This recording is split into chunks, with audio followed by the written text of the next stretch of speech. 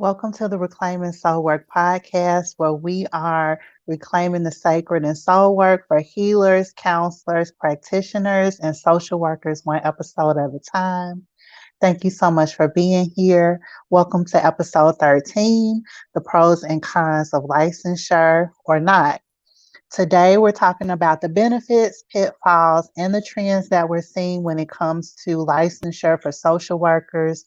We hope that in sharing, you have some perspective around your decision whether or not to get licensed. My name is Sequoia. I use she and her pronouns. And yeah, thank you all for being here. Reclaiming Soul Work, y'all, is a heart-centered podcast by two queer Black femme healers and spiritual social workers who explore the intersection of magic, spirituality, identity, and ancestral connections through the lens of tarot, mysticism, divination, mental health, and everything in between. My name is Biani. My pronouns are she, ella, they. I am a Black Dominican queer non-binary femme healer and coach. I live in Lenape-Ho-King territory, also known as Philly. I am a parent too, juggling a lot. I'm also a parent to three beautiful people. And I would say that I'm really excited to be here, but I'm also kind of like, woo, we're having a conversation about a topic that brings up a lot of feelings. So I want to be honest that I'm kind of bringing a lot of feels to this conversation. But even on a side note, I do want to share something I'm reading. And I hope y'all who are tuning in live or watching the recording, let us know in the comments, like, what are you reading? You know, we're in the season of winter, getting ready for winter. And I always experience it as a time to kind of go inward. And yeah, I'm reading this really cool book that I've been wanting to read for a long time. It's called Wild Tongues Can't Be Tamed, 15 Voices from the Latinx Diaspora. And it's such a beautiful cover.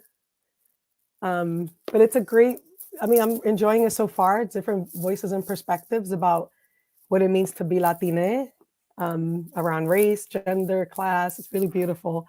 And it just feels like, the season of going inward and exploring identity. But yeah, a lot of feels about today.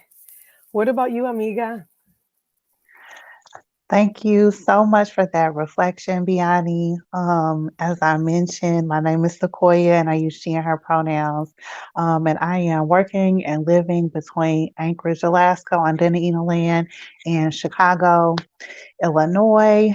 I am a caregiver and also a business owner and wear quite a few different hats. I really appreciate your reflection, Biani, about your book. I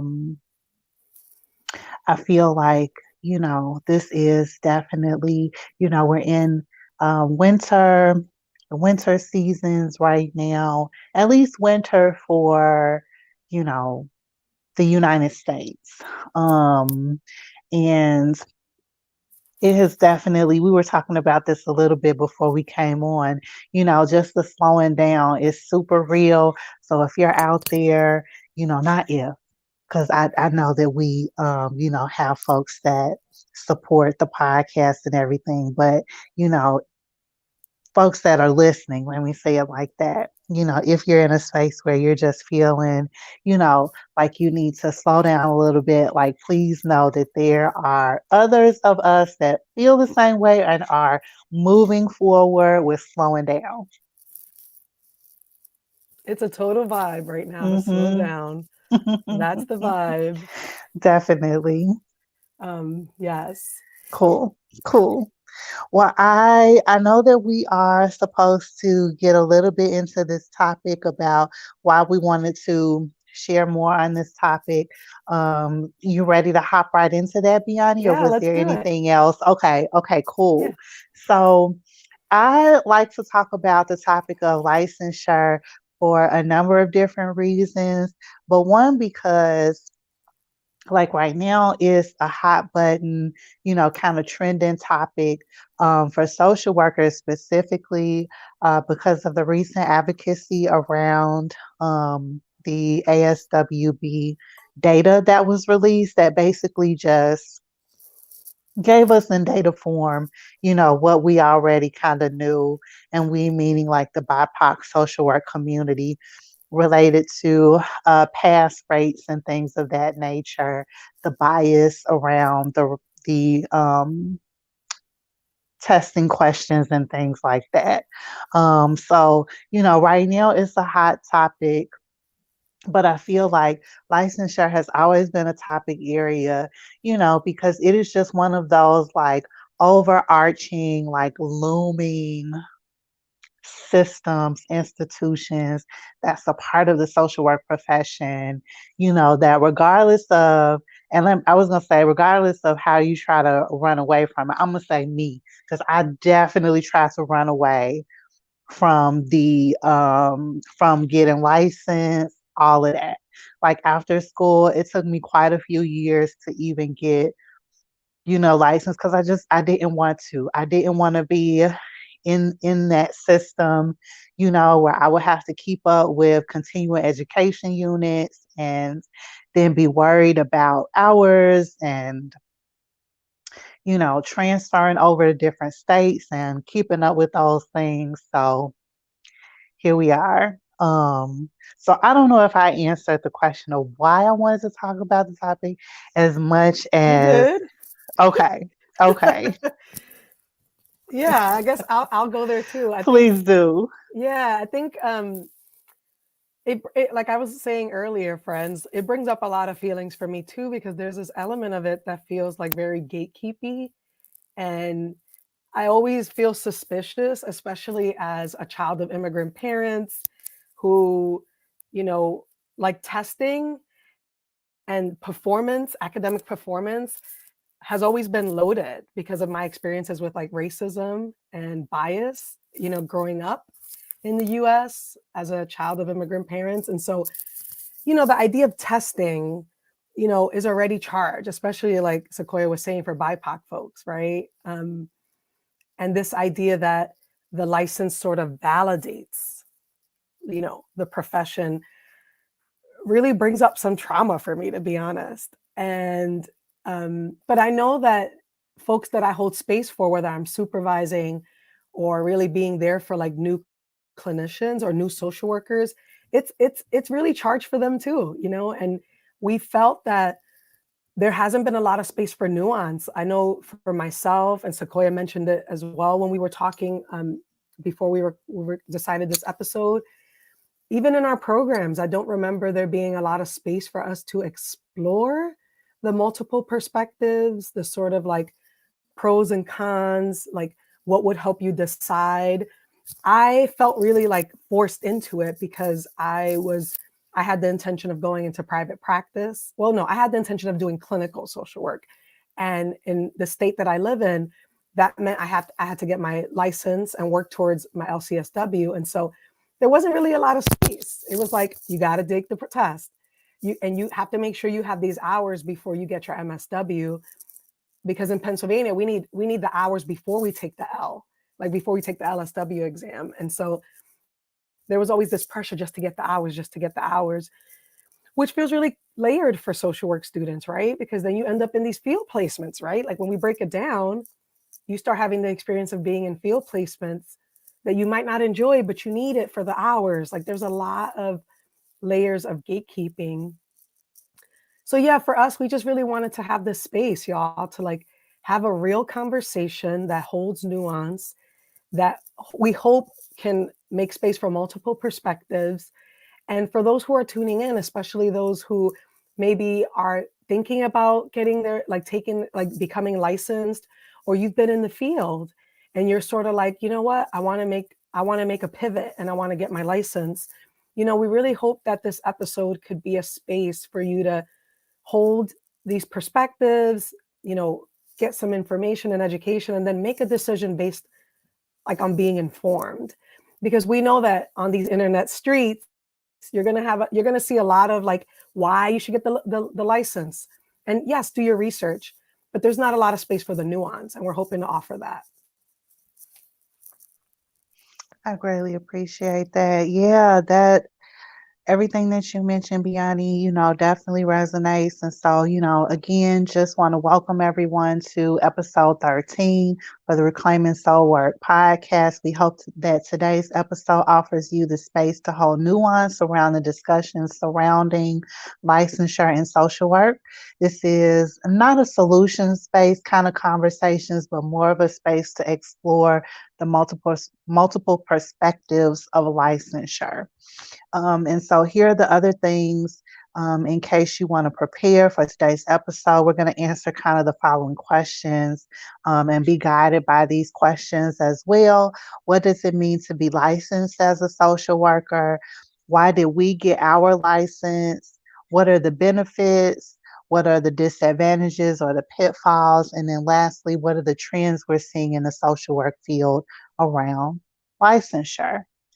So we are going to hop right into things and talk a little bit more about what does it mean to be licensed and kind of practice social work, and kind of why do we get our license, and I can kind of hop in. For me, as I kind of mentioned at the top of the question about why we wanted to talk about this topic, it took me a few years after graduating from getting my master's in social work to pursue licensure. As I mentioned, I did not want to. Um, keep track of continuing education units specifically for licensing. Um, you know, I did not want to have to pay bi-yearly or annual fees to keep up a licensure. But as I got into more within like the field and practicing social work. At that point, I was more heavily into like community mental health. I found that in order for me to really move up, you know, in the organization or the structure that I was working in, I had to be licensed in order to do that. And a license at some level, not necessarily a LCSW, but just a license. So that's kind of where I'm at. I am licensed in Colorado and Indiana right now. At one point, I was licensed in Illinois, Colorado, Indiana, and Alaska. Um, and so, yeah, I think, one of the things that I lastly mentioned um, about this, and I think that I briefly kind of answered like why did I decide to get licensed, and primarily it was definitely to assist with like continuing to be able to have different experiences in social work. Um, but I think that it's really important to just acknowledge, that all of it's a journey. Like you can decide, that um, you don't want to pursue it one year. And then the next year, maybe something has changed. Maybe there's an opportunity or something that you want to do, and you might need to get licensed, and you can do that. I just think it depends on kind of where you're at, um, and how you're thinking about things. What do you think, Biani? Like, what does it mean to be licensed for you? Why did you get your license? Um, for me, it's interesting. For me, it was really just about being able to practice clinic, like serve the folks I wanted to hold space for, and it gave me access to certain jobs, like whether working at a group practice, community mental health. I needed the license, the LSW. At the time, with the LSW, I can practice privately, but then there was a clause in Pennsylvania, so anybody after me, like anybody that graduated after a certain year, couldn't. So I'm kind of grateful that I can still do private practice right now. But it was really focused on being able to like see folks clinically. Um, and it was hard too, because I had a lot of test anxiety. There was a lot of like, oh my gosh, can I do this? Um, because I want to say this too, and I know that you and I've been talking about it, and it might be redundant. We even made a post about it on IG, but the license doesn't validate you as a social worker. You do, right? Like your skills, your experience, your passion, your heart for this work. And I say that with a lot of compassion because sometimes people do decide after they want to get their license. And a lot of times it's because of the job. It's not necessarily like there's so much pressure because of the setting that you're in to get this license. And in some ways, people project this idea that you are not valid as a social worker. So I just wanted to say that because I've heard that a lot. I know so many veteran social workers in my family and in my community who I really deeply admire and respect as a social worker who don't have their license. And there's some dope, amazing social workers um, who don't need that validation, but I know that pressure too, that pressure of feeling like you have to do it to keep your job or you have to do it because things are shifting. And I see you, I see you like you are amazing. You are a wonderful social worker already.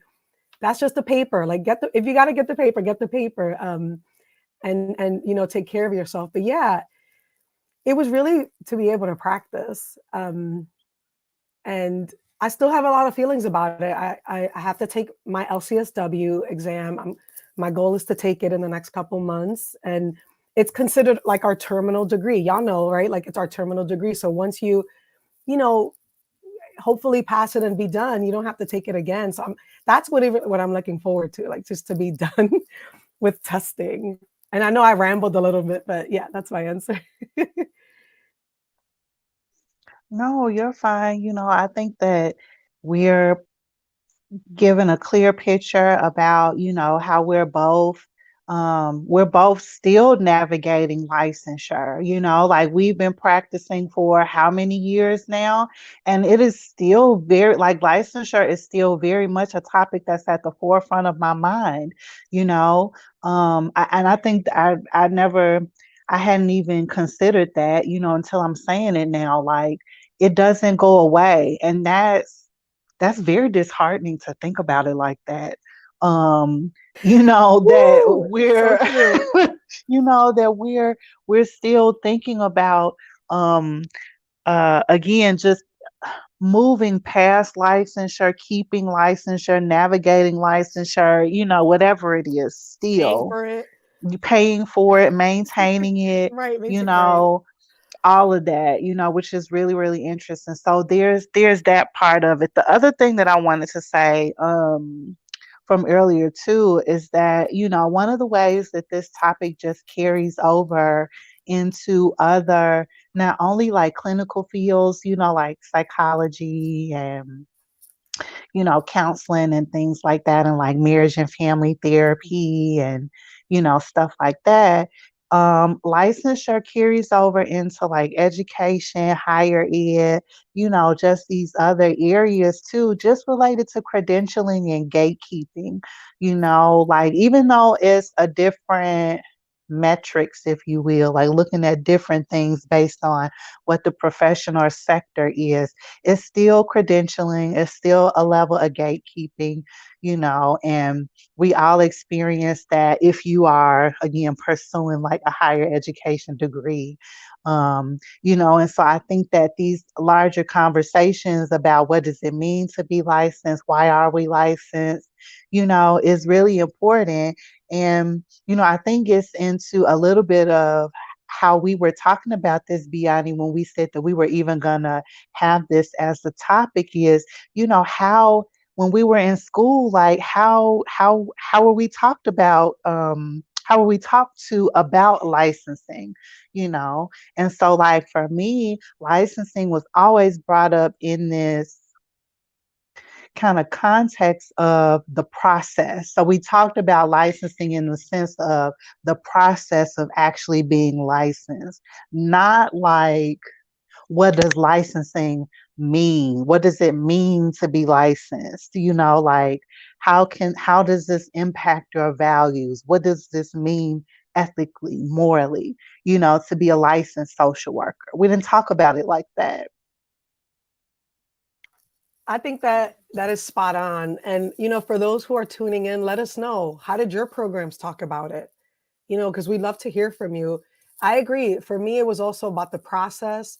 when to take the test prep, when to take the test, tracking the hours. It was a lot of logistics, but there wasn't a lot of room for like, who is ASWB? When did the licensure happen? Why do we do these things? What happens if your license is at risk? Like um, there was no social work actually. There was no social work analysis or perspective around that process. It was just this thing you have to do, which feels really counter to the ethics of social work, like to our code of ethics. Like, how do we, who decides that, right? Like, who says that somebody is a social worker if they have their license over somebody who doesn't? And I get the debates around it. I mean, I know we'll get into benefits, like the benefits, the pros and the cons, but yeah, it was never, it was just a do it kind of thing. You either do it or you don't. And again, this is our experience, y'all. If y'all have a different experience or if you want to share your own experience, we'd love to hear from you. Please put it in the comments. If you're a little shy about it, send us an email. Let us know of your experience. We'd love to hear from you too. But yeah, that was our experience. And we went to two different schools in two different states. Yeah, I think it's pretty interesting.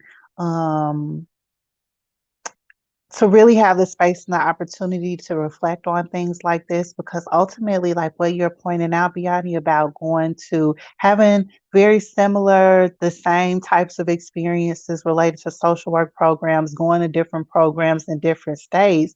And so that, to me, I hear like systemic, as well as like institutional, structural, kind of racism challenges, so on and so forth. We got a comment here. Let's see. Dr. Truesdale says, so always a double-edged sword. I was groomed right into the PhD via McNair as the main way to be successful in my field, but the field is also racist and gatekeeping as hell. Yeah, like you see these very clear pipelines, even like within the social work field, right? From like BSW to MSW. So bachelors of social work into masters of social work, right? And so what Dr. Truesdale is pointing out again is these pipelines, right? Things to make it appear, seem as if the barriers, are not there, that there's this accessible way, for you to get access to this thing, right? And that's fine. And also very, very racist, very gatekeeping, very problematic things that you can see with these kind of pipelines. Thank you for that Yeah. comment.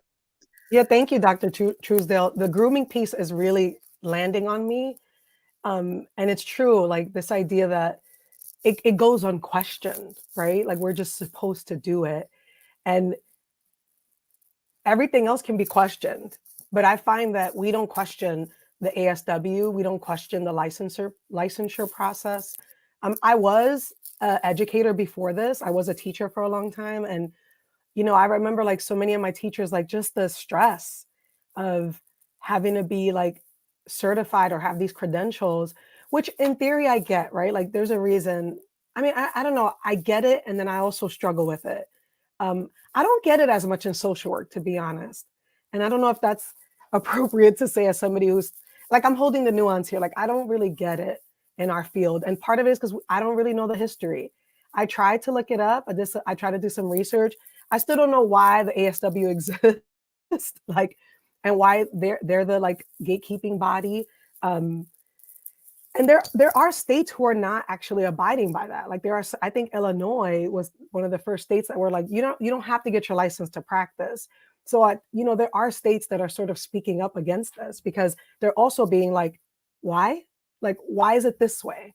Right? Like, why is it just this way? And if it is licensure, right? Why is it so expensive? Why is it not accessible? Why is it that certain people pass the test? Why is it certain people take the test? Like we don't ask those questions. So Yeah, I think that everything that you're mentioning absolutely ties into, like a lot of the questions that we're going to address related to benefits, disadvantages, pitfalls, and even the trends that we're seeing in the field. I think this piece about why are we doing it this way related to ASWB, and where did they come from? I have an article that, of course, the title of it, it slips my mind, and maybe we'll have a IG live talking more about this article and gives a little bit more history and background about ASWB and the licensing, but I I feel like what you're talking about is, this conversation about licensure is, if not the most, one of the most capitalistic components of our profession, you know. And so, of course, it's we're gonna get the runaround about what things mean, and of course, history on things around the governing body that manages this test is going to be difficult to find. Like this is like the one aspect that is just like so capitalistic related to social work, and so I think like going back to this larger conversation about like what does it mean to be licensed? How are we thinking about this? We need to have larger conversations besides the process to be licensed. You know, like this is really connecting this the spiritual is political piece, and then this piece about social work being political. A lot of our values are very much like external facing, like talking about how we treat others, but also a lot of our values are internal, how we need to be decolonizing and questioning things related to ourselves and working on ourselves and things like that. And I feel like licensure ethics is a part of like this conversation about our own ethics, morals, and values. And we need to be talking about that. Yeah, outside of like this process of licensure. Yes, yes, yes. Yes, all of that. I have nothing else to say. Uh, we can move on to the Okay. next question if you like. Okay. Yeah, Yeah, all of sure. that. That was a vibe right Sure. there. Like, yes, Sure. all of Sure. that. So I think, and again, I think that gets into this piece about, the benefits, disadvantages, and then the pitfalls, of licensure. I can share, you know, I think benefits and disadvantages, and I'm just gonna say this, and I'll just reserve my judgments for either another point in the podcast or a later time. Okay. I'll just say this, right? So one of the benefits to licensure for me, just based on the type of lifestyle that I have, is that, you know, I'm able to work in different states, with a relatively similar process, that's the same from state to state. Meaning I usually understand what they're asking for. I usually have the things that they're asking for. And now there are some disadvantages to that, very much so. Lots of disadvantages to that. But the fact that, for the most part, if I wasn't working in, if I needed to get kind of a community base, let me say it like that. If I needed to get a community based job, I would be able to because I'm licensed and I'll be able to, go from either the same type of working environment that I was in a previous state to the same one that I was in another state. And having that kind of security, you know, at one point was worth it. I don't know about it now, but I feel like I just want to say the benefits can also be disadvantages. Like, it really, just the lens. I, and that's just me, but I guess I'll say one of the benefits that I've experienced that I'm not like super comfortable with but it's been true is like it provides a level of respect and credibility. Like not like this is how people treat people who are licensed. Like there's a way that people seem to like automatically trust you, which I find really suspicious when we're talking about a field that's largely dominated by white women slash Karens. But yeah, that's technically what happens. Like people are like, "Oh, you're licensed. Oh, like you have this like you really abide by the social work ethics." Like there's a way that that credibility gets misaligned with like trust and respecting people, but it does happen. um it also gives you access to certain jobs. That's the truth. Like people require the license because of, I mean, it is gatekeeping. I'm not sitting here acting like it's a benefit, but it is sort of in a way that um it gives you like if with the license you have access to certain types of work. um and I think this interesting thing around accountability that people keep throwing out around having the license. And I'll just leave it at that. But I think there's a piece around the profession, quote unquote, being licensed seems to, a lot of the push has been that if we are seen as a professional field, that there's certain legislation that we can advocate for. That's what gets thrown around. I don't know how true it is, but I think maybe, okay, maybe there is some truth into the fact that, for example, Sequoia, you're able to practice in certain states, right? Like the legislation behind that is connected to the fact that licensure, that the social work profession is seen as a field, quote unquote, as a respectable field. That seems to be the benefit. But again, y'all, you might hear me and you might see it as a disadvantage. I think that's true. I don't think it's that clear cut. Um, but it does give some type of access depending on who you are. Um, and I want to stop because Dr. Truesdale's dropping some gems here. um, but yeah, there's something about it that I would be like, the trust piece feels, interesting in a profession that's really dominated by white women, by white cis women. Um, Something about that feels weird, especially when maybe one of the benefits is that we have to we have to like maintain our CEU units. And so there are certain classes that people have to take and that quote unquote holds us accountable. But I haven't had the experience where it held white women accountable to learning, and really deepening their work as um, care professionals, as helping professionals. But that's what gets toted when we talk about the licensure, like the accountability. But I don't know how accountable people who hold and wield power and privilege have been having a license. Now this is the conversation. Okay. This. This is the conversation right here. Okay. Yes.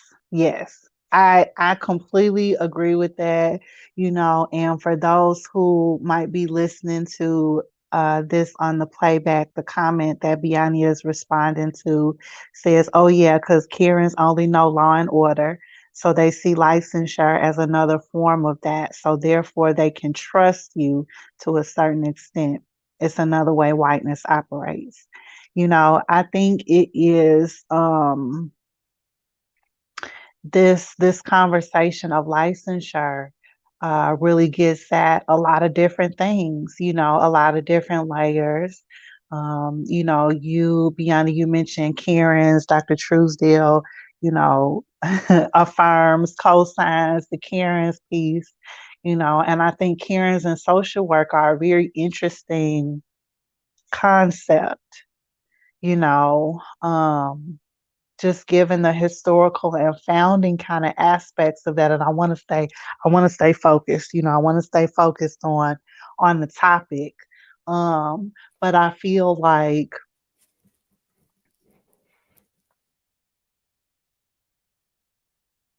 that's one of the, Bianna, you asked that questions like where did ASWB come from, and things like that, like who said that we had to take a test to do this and do it this way and things like that. As white women continue to be the kind of main persons that sit in administration positions in social work departments. You know,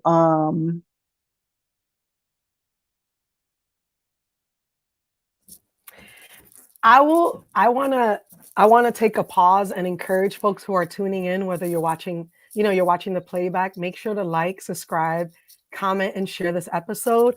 Also, you can check out our previous episode, Why Jane Addams is a Racist and Other Things We Need to Unlearn, because we kind of go in a little bit about this kind of the history of the profession being dominated by like white cis women. So, we don't have to get into it here. You can watch our other episode to kind of catch up. Um, but yeah, there's a lot of layers to this, so many layers around access. And the conversation around gatekeeping feels important. And given like now that these test results have come out, or like this data came out, that the test itself is racially biased, like, duh, we all knew it. We all knew it. But okay, this data has, social workers have been asking for this data almost 20 years. And the data finally comes out in a really shady way. It comes out at the height of this pandemic. It comes out after some other stuff that people were holding NASW and ASWB accountable, and then they just like drop these data results, things that we already knew. But what I'll say about the disadvantages, with a critical lens, you'll see that these benefits can also be disadvantages. That's what we want you to hold, right? Like, things are not binary. As queer femmes, we don't abide by a binary. We're queering this conversation, right? And so I think that if we hold it, right, if we hold that these are supposedly benefits, who does it benefit? Who does it benefit? Also, if the licensure creates a false sense of security too, because I'm not secured of employment even with my license. I'm just not. And I think too, part of the disadvantage as well is that we're hearing a lot about this shortage of social workers in the profession. I don't know how true that is, but what we do know is that because licensure is a tool of gatekeeping and it disproportionately hurts BIPOC folks and people of the global majority, don't you think the licensure process needs to be re-examined and reevaluated now that we know that there's racial bias? Maybe you shouldn't like charge us to take this test. Maybe the test requirements need to be changed. Maybe we need to look at who works at these, who has this power and yielding this power, who decides who gets to be a social worker or not. What do you think, Amiga? Because yeah. Yeah, I think yes to all of that. I feel like even as we see a lot of this advocacy around the hashtag stop ASWB related to testing and the data and things like that, I mentioned to you that on Twitter, someone made a comment about the tokenization of uh, some of the folks that are currently advocating around Stop ASWB. And I think it's a very important conversation, to have to ensure that, those that are organizing around these issues right now are not just co-opting language, are not using status and elitism, in order to uh, facilitate other things that are not leading to systemic change, around this issue for licensure. And I feel like social work is a profession that constantly needs that type of critiquing. Um, and I'm not sure, I feel like this conversation about the benefits and the disadvantages of licensure, like one of the things that I think, and this kind of gets into what I'm referring to around the folks that are advocating and the co-opting of the language, is that, again, we have these conversations about licensure related to the process and even these like symptoms of the process. So like the test being biased to me is like a symptom, of this test.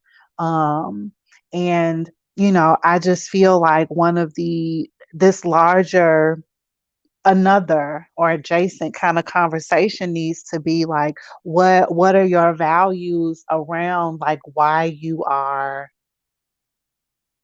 you're making the decision to be licensed. So is it just a job? Is it just a job for you? And so then what does that mean? Are there, from a spiritual perspective, are there things to be considered related to even that, like making a decision around that, right? Because that's fine. As long as you're saying that from a place of awareness. I think one of the other things that's important to think about related to licensure, is that piece that I mentioned about this being one of the main aspects of capitalism for our profession.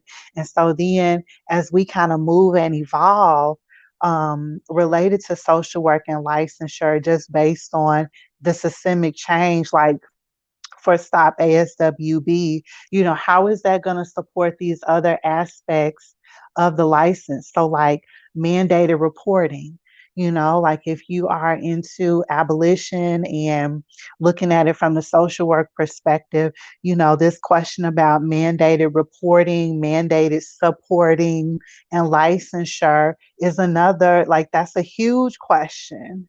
That's a huge question to have because ultimately, too, you can have these values for yourself about not calling the police and things like that. But then when you go to work, whose values, whose values can you have related to that, right? Given the current place that we're in around that. Yes, there's so many people having conversations about abolition and taking on these values and not calling the police and care not cops and all of those things. Yes. And also there's so many places that have not integrated and fully embodied those values too. And so what does that mean related to licensure then? You know? Yeah, there's so much. I think you're right. Like, there's things to consider. And especially for those who are tuning in who are sort of like, do I get the license? Do I not? You know, I think I want to repeat what I'm hearing. Like come back to your core values, right? Like, why are you getting the license?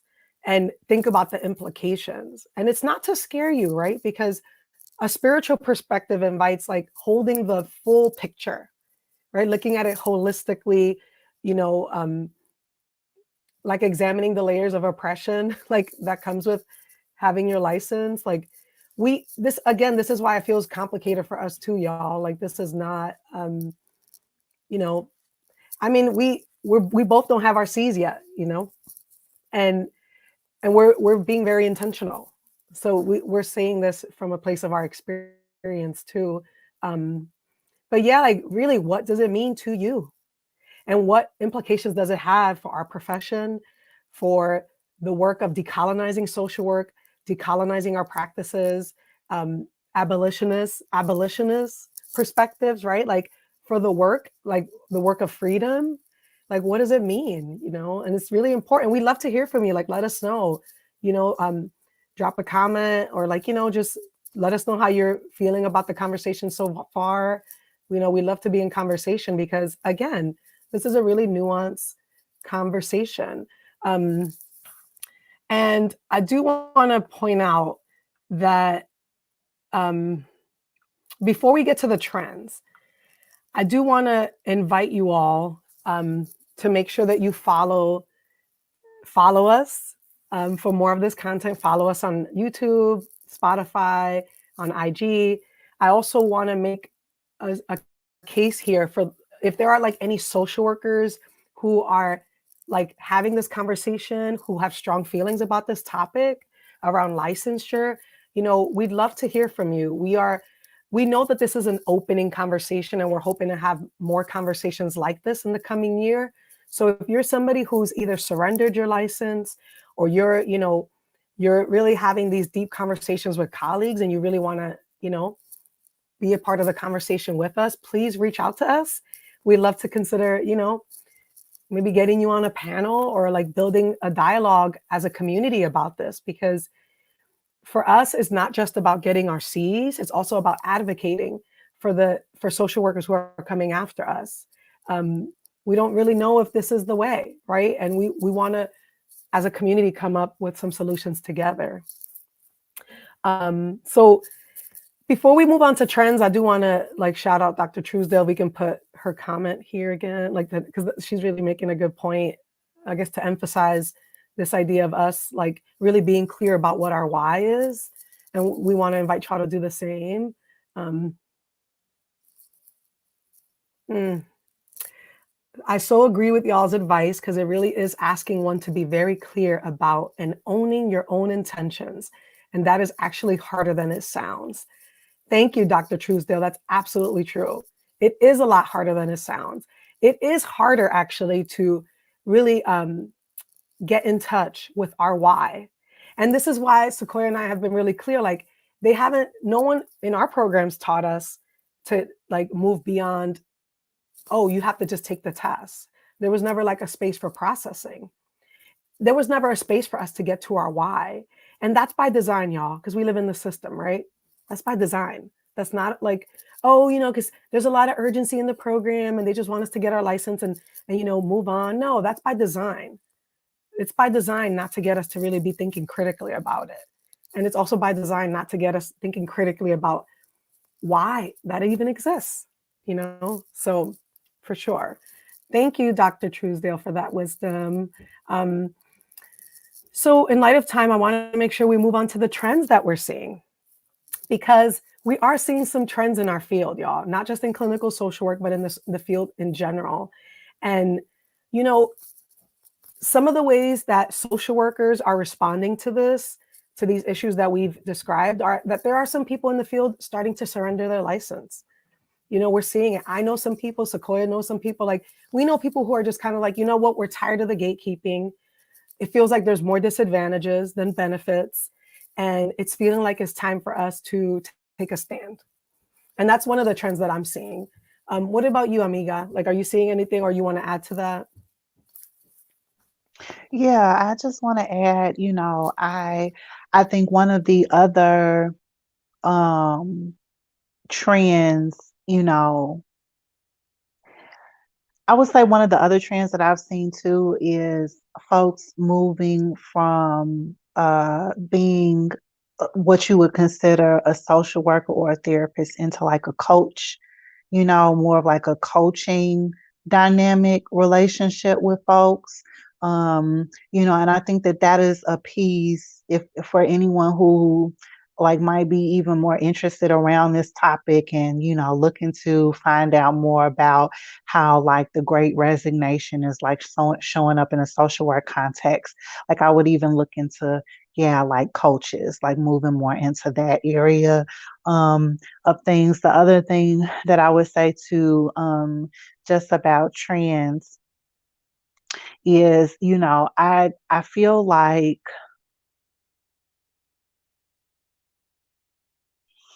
feel like one of the things that, and this ties in very much to just even the purpose of this podcast. I feel like more social workers are being open and vocal and expressing the ways that they work spiritually with their clients.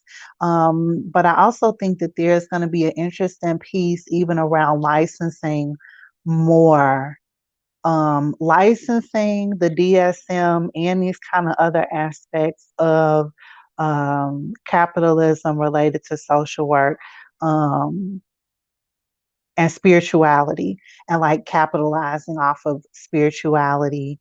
And this conversation that we've been having, Biani, about like prolonged grief disorder and things like that.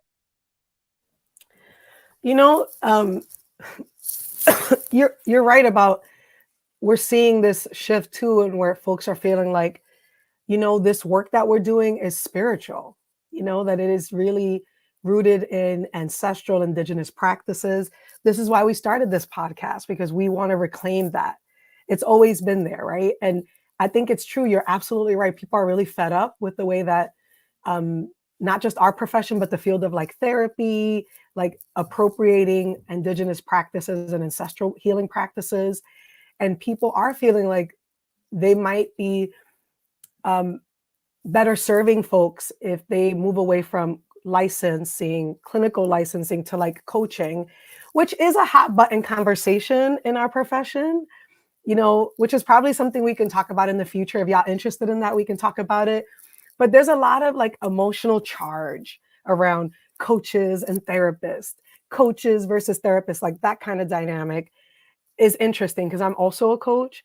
But I think that I think I really get it. And I'm really proud of the folks that I know that are just sort of like, look, I'm really done with this gatekeeping. I'm done with the control. Some people feel really limited by the license in the way that they want to practice. And I think for us, again, we want to be honest, like that's probably something's there for me around why I've taken a little longer than maybe folks in my cohort who already have their C's. Um, but yeah, like to me, the surrendering of the license feels like a decolonized practice in a lot of ways. Um, yeah. I completely agree. I think it'll be interesting to see how things related to licensure and really like the wellness industry, mental health, the social work profession, continues to go over the next few years. Um, so it'll be interesting to see like what goes on with that. Right. And you're absolutely, this is what I love about Sequoia, y'all. I'm just going to shout Uh, her out, giving us the Yay. context, right? Because you have a really great way of bringing it back into context. Like, we have been impacted by this $1 billion white women's wellness industry, who's been like all about appropriating, indigenous ancestral practices, healing practices that have existed in our lineages and in the lineages of a lot of folks in the global majority. And I think a lot of social workers are like, yo, we've had enough. Like we've had enough. And then we're being asked to get these licenses, spend money. It's a huge investment to keep a license. So again, kind of like what Dr. Truesdale was saying and what we were saying, like really reconnect to your why.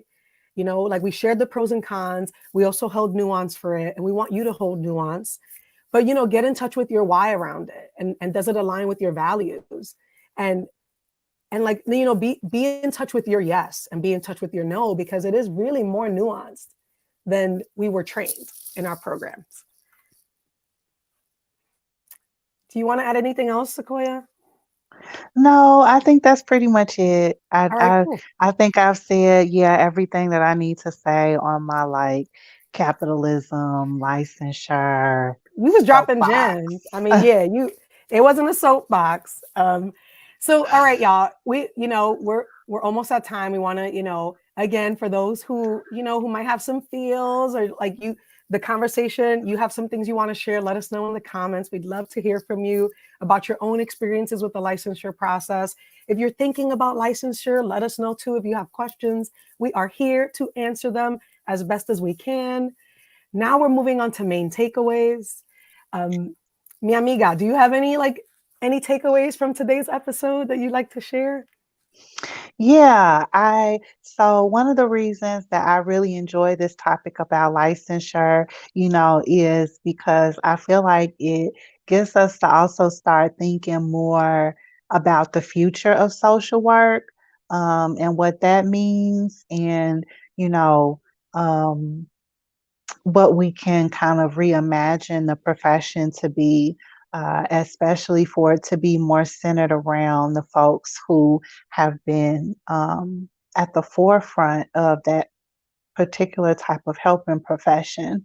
Um, but I just wanted to kind of do, from my main takeaways, give two articles. And of course, like I mentioned, I can't remember the name of the article that I was referring to.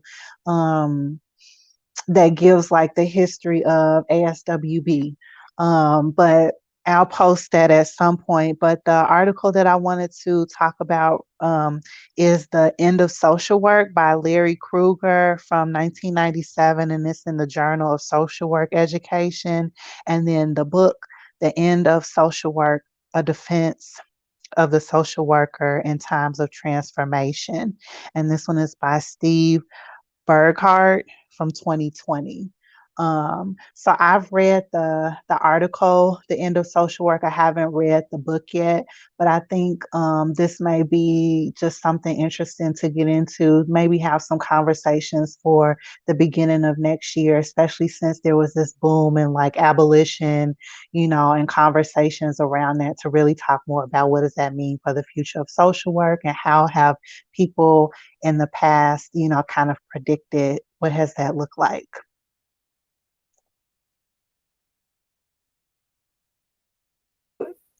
Thank you for sharing those resources with us. And um, I would, I'm really excited about continuing this conversation. I'm excited about us continuing to create space in our spiritual social work and social work community around licensure. So y'all, we're thinking of like inviting some other guests to be in conversation with us. If that's something you're interested in, like watching or tuning into, let us know. We'd love to hear from you. Um, so many main takeaways today. But I think what's really resonating for me is um, coming back to like our core values around it. Like, what's your why? Like, that really stayed with me. Um, Also, thinking a lot about like the impact of like the wellness industry on our profession, and what does it mean like for us to continue to practice social work, and what does it mean as spiritual social workers like we are, and maybe for those of you tuning in, like what does it mean for us to practice in the future and moving forward. Like that's really, I have more really juicy questions now after our conversation, and we hope you do too. We hope that this episode created space for you to ask more questions, to make more space in yourself, in your bodies, in your stories, to think about, licensure or not. So yeah.